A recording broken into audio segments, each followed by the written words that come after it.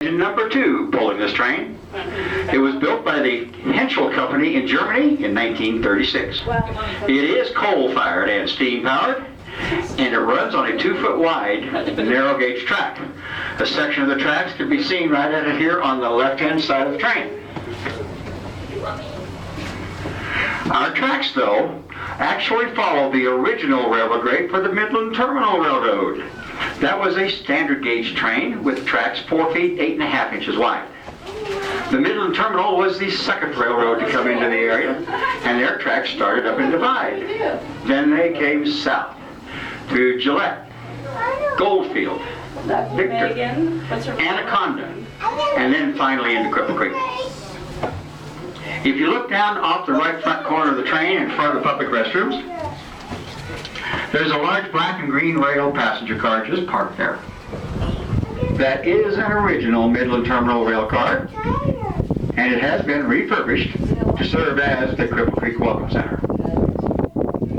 Our gift shop right back here and depot was built in 1895.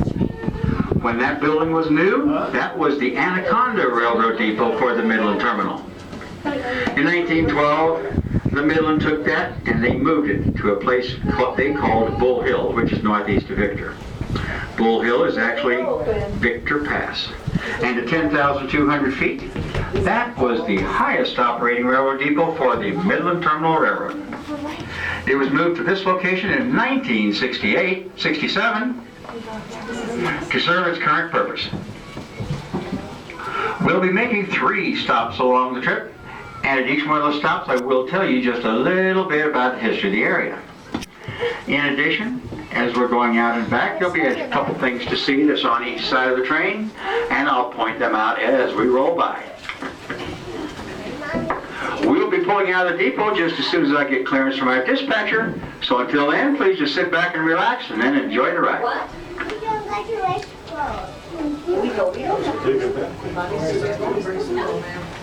don't have to.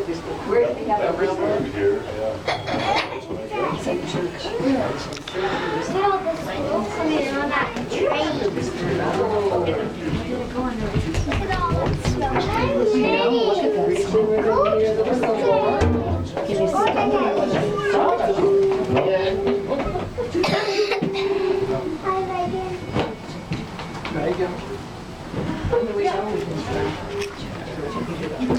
Yes, you guys. There you are. There you are. So Olivia back over there. Eric, Olivia's over there. Getting ready.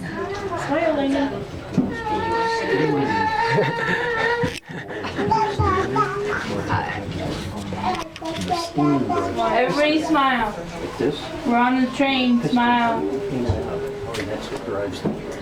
You didn't look, Eric, Jesse. that's okay, Garrett. Just wait and take pictures Smile, Sean. later. Smile. Look at my picture.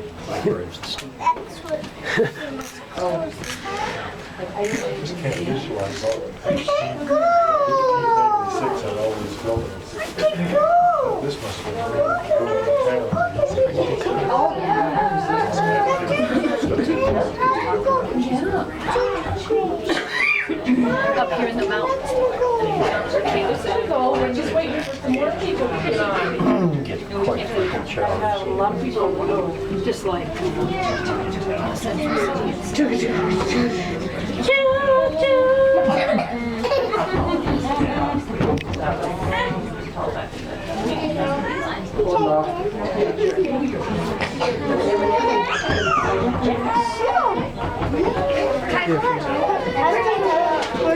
We're at a stop at the train. Right now.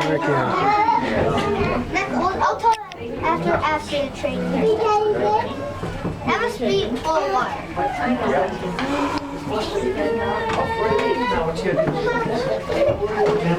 Yeah, boy.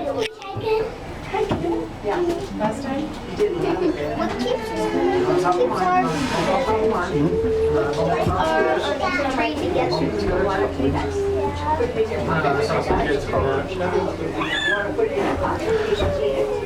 Hi.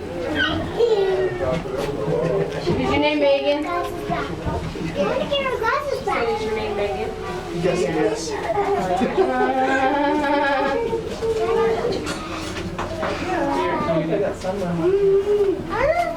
lips. My lips too hurt too. How many your glasses back? Don't break them. Oh, he will. Okay, thank you. Go. Take off now.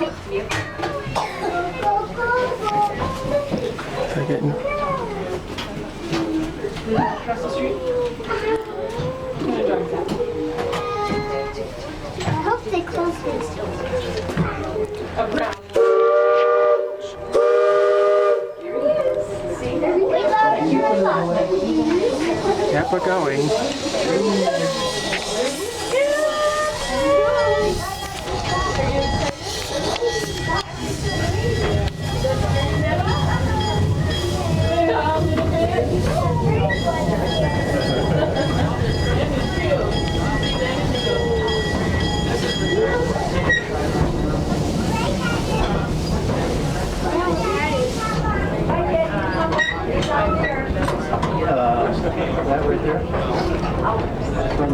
What's this from? Museum. On the right-hand side of the train, this large brick building that we're going by right now is the original Midland Terminal Depot for Cripple Creek. It was also built in 1895, but it closed in 1949 when the Midland Terminal shut down and the railroad was dismantled. It was reopened in 1953 as the District Museum.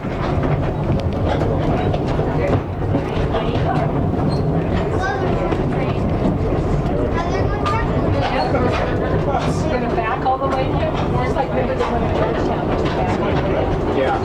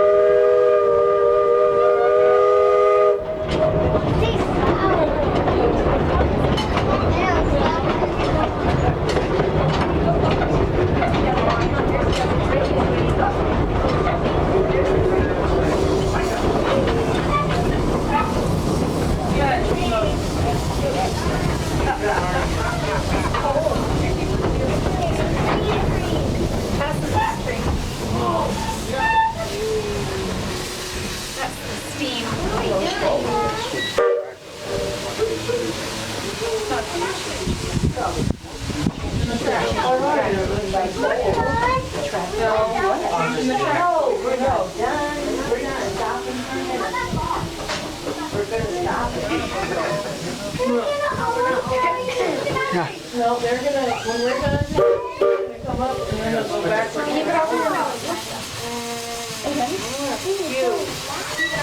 Yep, we're going.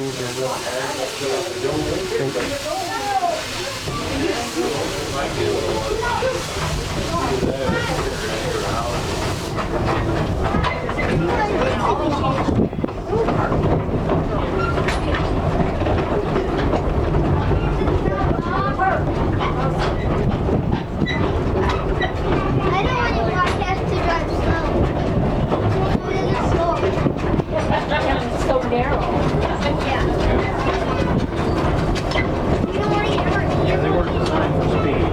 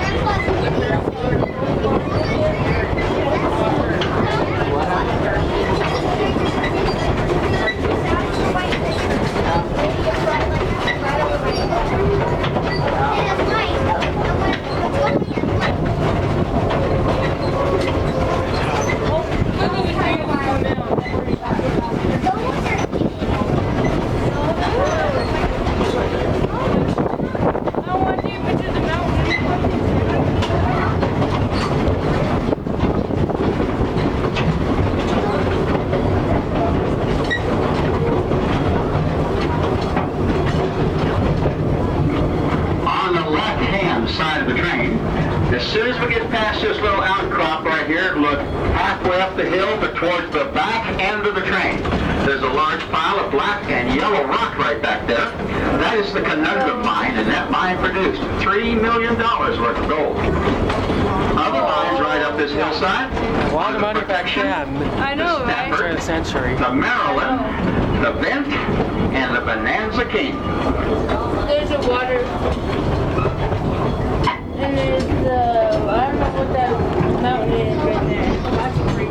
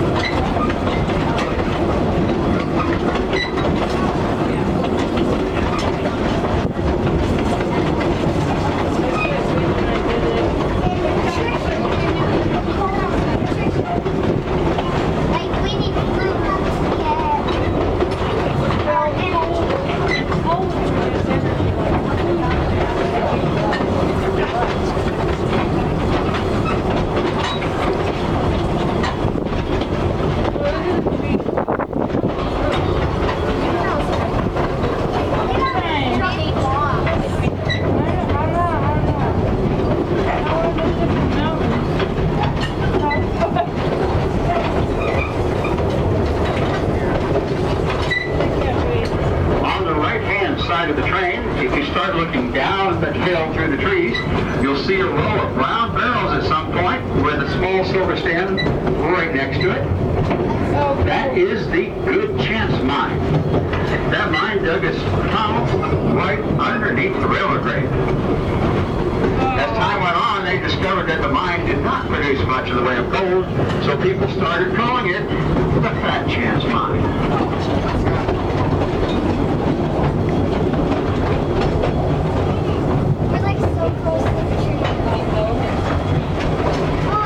On the left-hand side of the train, this large yellow mine is called the Pointer. And this mine also produced $3 million worth of gold. Whoa, that's the gold.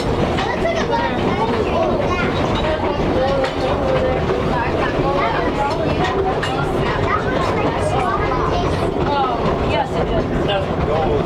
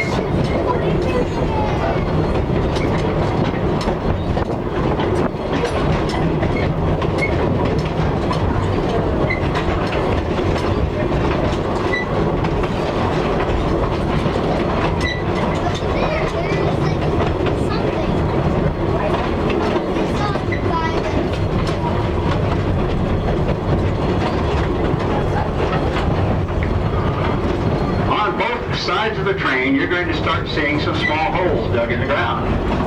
These are called prospector holes or glory holes. Early miners and prospectors will come up and stake out a claim. Then they'll dig see if they found any gold. At one time, it was estimated there were over 5,000 of these prospector holes here in the Cripple Creek and Victor area. There's a pretty good place to find gold. There's a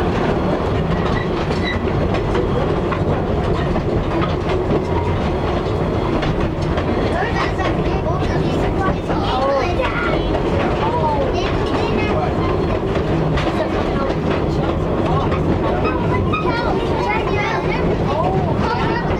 England. Big old rock. Looks like they've been lost.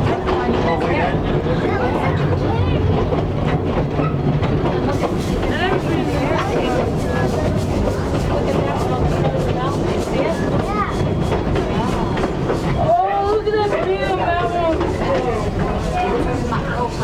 Oh my, yeah.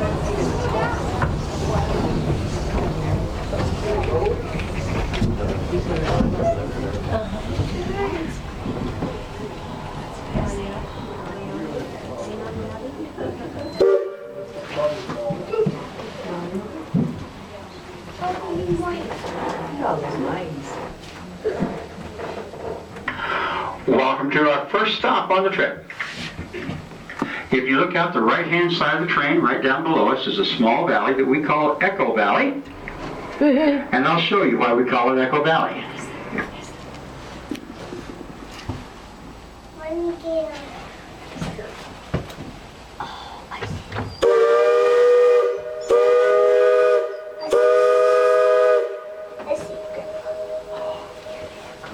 I see it. Hello. And there So there's some more.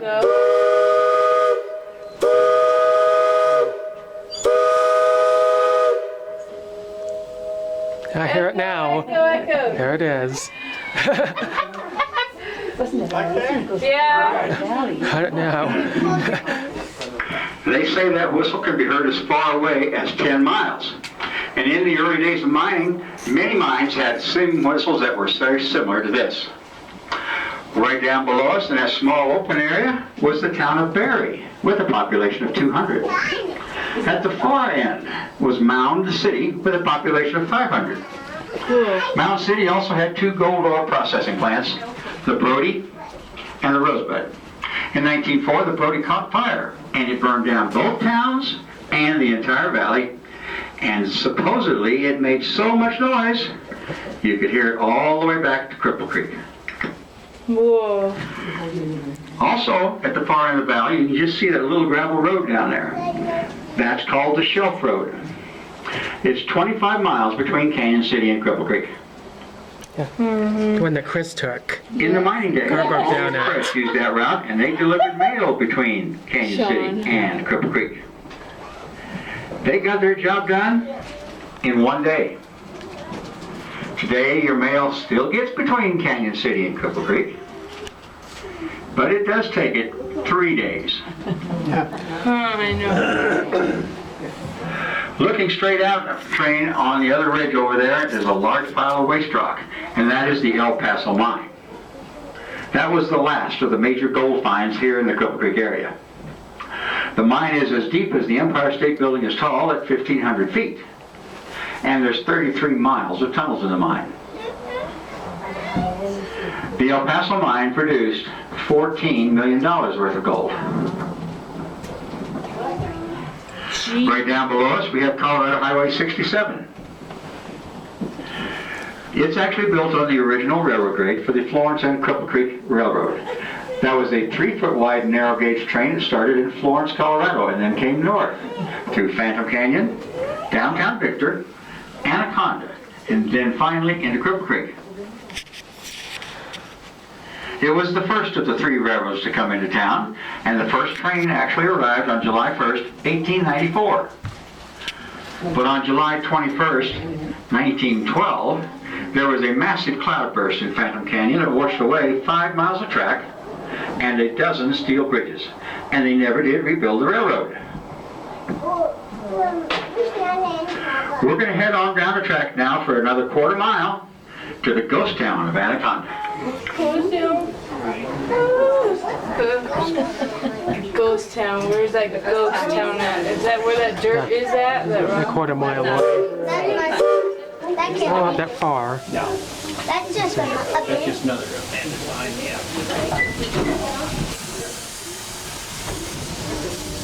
And people wanted so much walk to barely even spend time wasting their time about looking at in the gold night. They don't care. I'm gonna take a lot of pictures, but I'm not serious. I am. I bet you I hope I get this filmed up.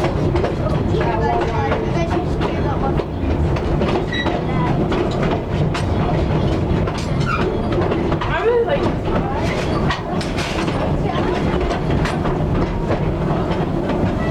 Has it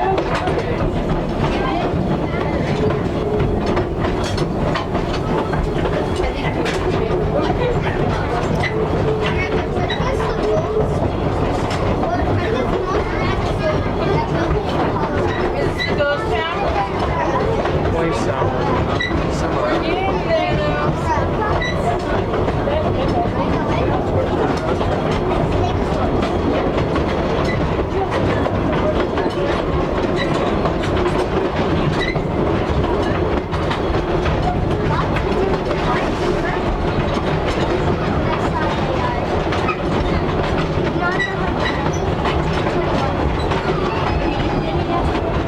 Well, that's the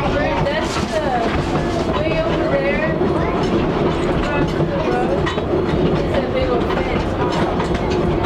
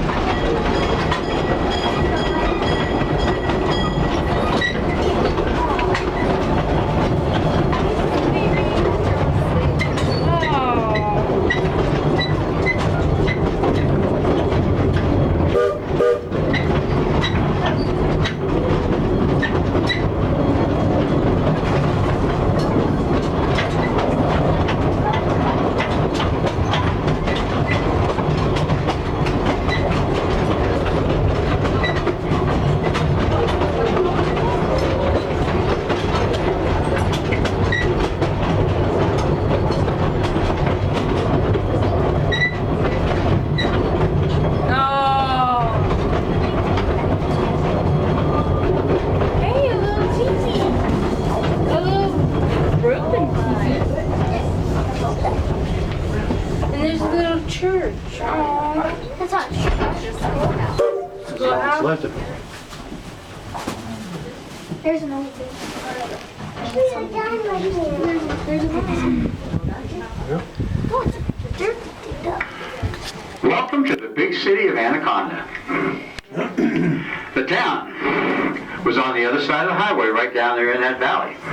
And in 1900, 1,059 people were there. But Anaconda continued to grow and eventually grew down the valley towards Barry and eventually absorbed Barry. But the fire that was down there in 1904 also came up this way and burned down most of the town at that time. Today, one building is still standing from basically the town. It's off the right corner of the engine up here, and that is one of two blacksmith shops in the area. This particular shop actually serviced the Anaconda mine. We are actually sitting at the edge of the Anaconda mine. If you look just a little bit to the right of the blacksmith shop, over there on the side of the Midland Terminal Railroad grade is a wood chute. Just on the other side of that chute is where the Anaconda Railroad Depot used to be, the building that is now our gift shop and depot.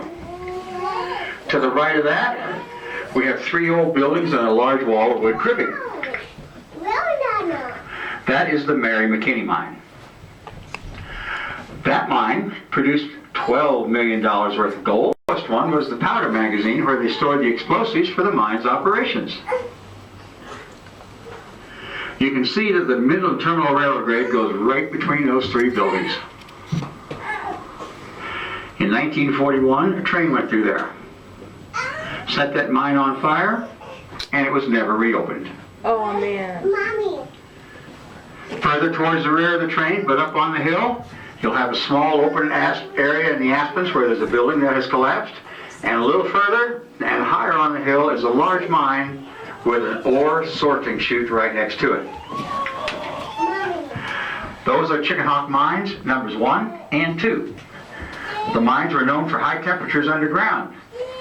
In some places, those temperatures would average 120 degrees. To cool things off, they dug a ventilation tunnel beneath number 2, and it comes out about halfway down to the highway, and still further to the right in a small open area, and you can catch a glimpse of the railroad grade. Before long, that tunnel had a name. It was the Hobo Tunnel. The hobos would get on the trains coming out here in the evenings, especially in the wintertime, and spend all night in the Hobo Tunnel because the temperature there averages 80 degrees all year round. All the new rock that you see up here on the top, see where the power poles are going over one pile, this one right here? That is all part of the Cripple Creek and Victor Mining Company, and they are still actively mining for gold. Last year that mine removed $413 million worth of gold. The highest of the two hills there is called the leach pad. They take the gold ore out and put it on top, and then they apply a solution which leaches the gold out of the rock. They collect that solution and then refine the gold and take it on for sale. If you go uphill from here, you'll come to Victor, Colorado in 3 miles. Victor is also known as the City of Mines, as in the heyday of mining, that was the area that had the majority of the rich and famous mines. The deepest mine is over there. It's the Ajax, and it goes down 3,350 feet. If you were at the bottom of it, you would be lower than Colorado Springs. The richest mine is over there called the Portland. They removed $62 million worth of gold.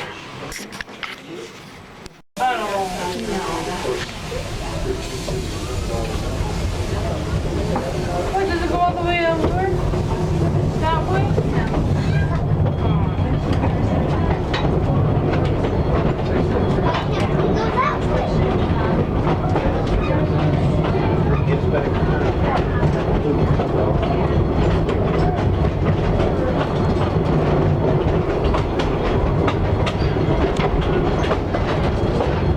Pretty high up in the aspen trees where you can see a vein of gold has been removed. That is called a stope. Miners will dig a tunnel beneath or above a vein of gold. Then they pull that ore into that tunnel for removal later. The richest stope in the area was at the Crescent Mine, where in a 4-week period they removed $1.2 million worth of gold.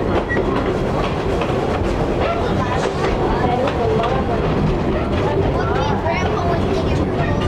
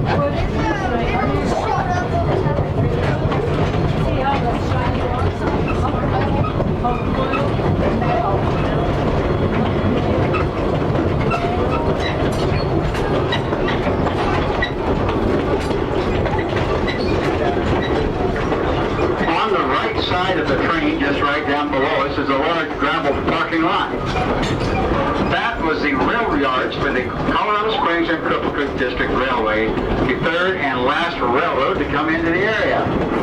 It was also a standard gauge train and came up here directly from Colorado Springs.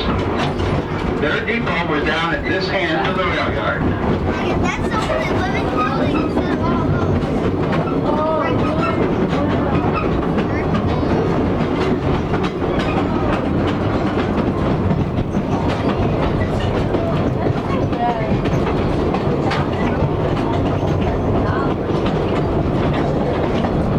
That polka dot car.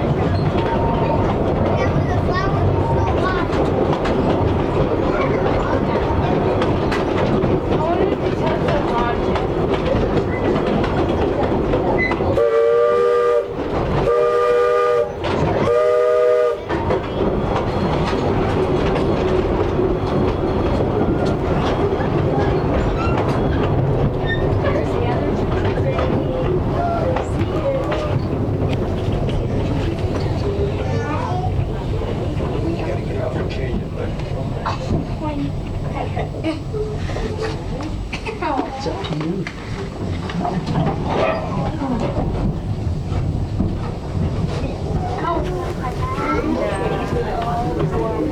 Guys, ribs are still showing.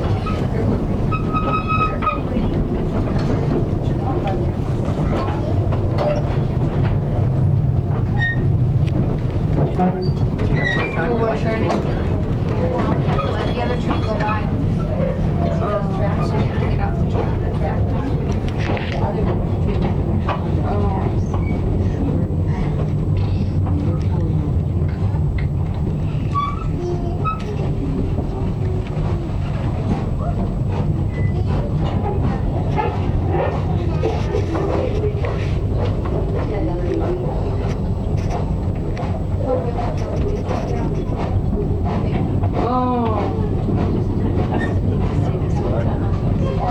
This, I don't know what this is. It's just a hunk of metal.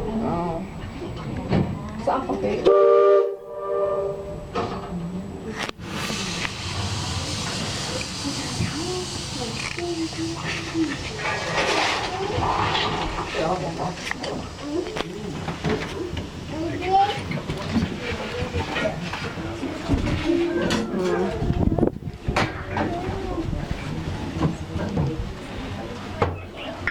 Welcome back to Cripple Creek, and our third and final stop.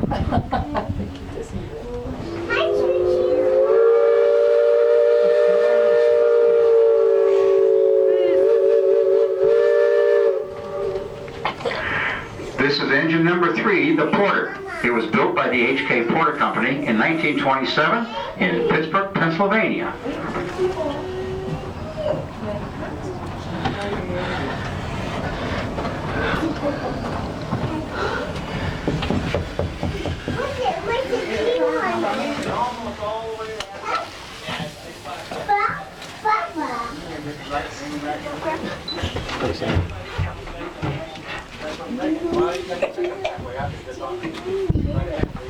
Cover your mouth, cover your nose.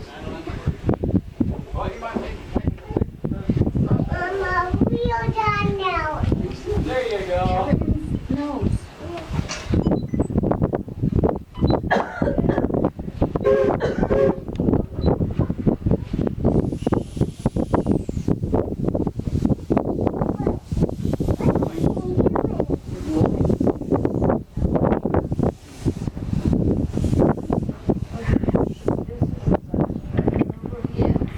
If you would like to look out the rear of the train, about halfway up the gulch and on the left is a small log cabin that's missing half of its roof.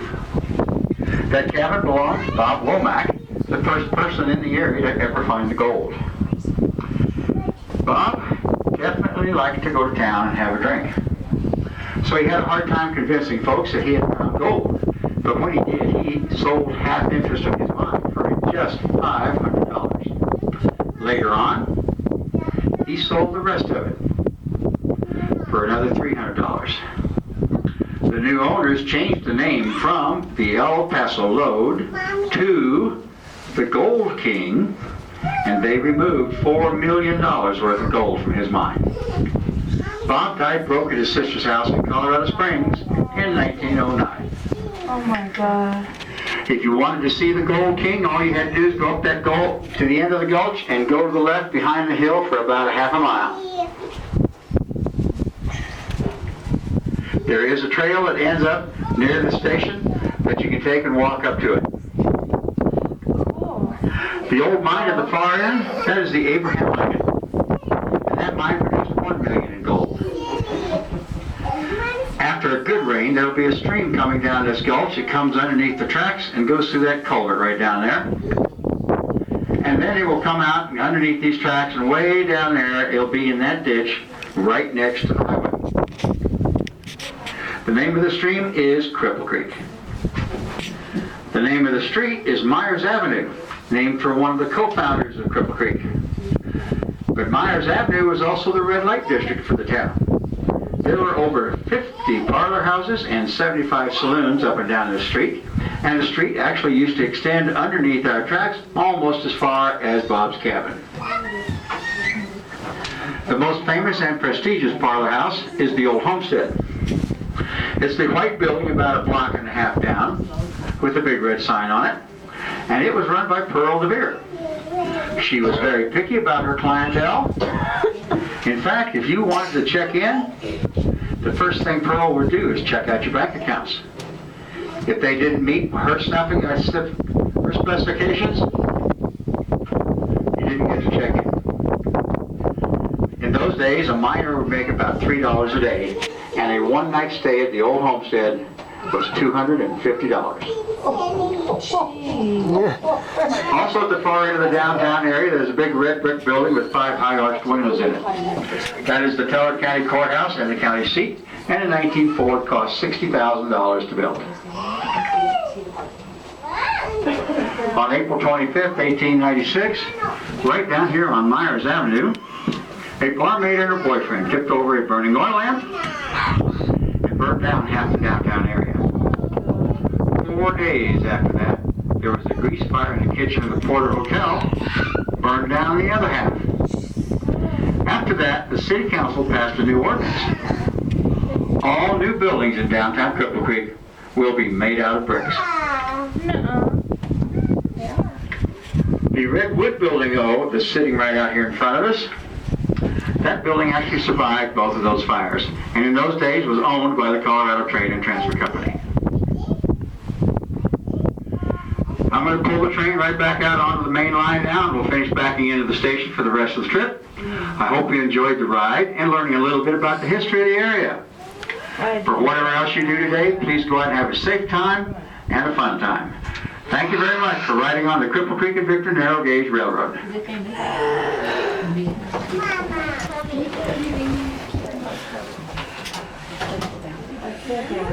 I know.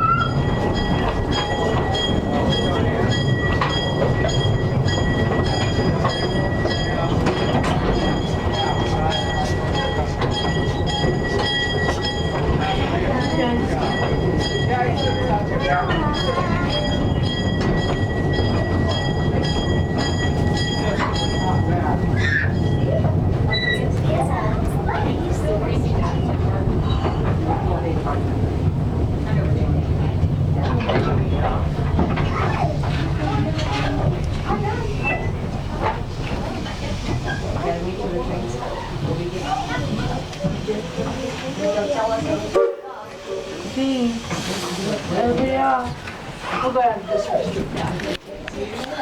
I'm not going down that way.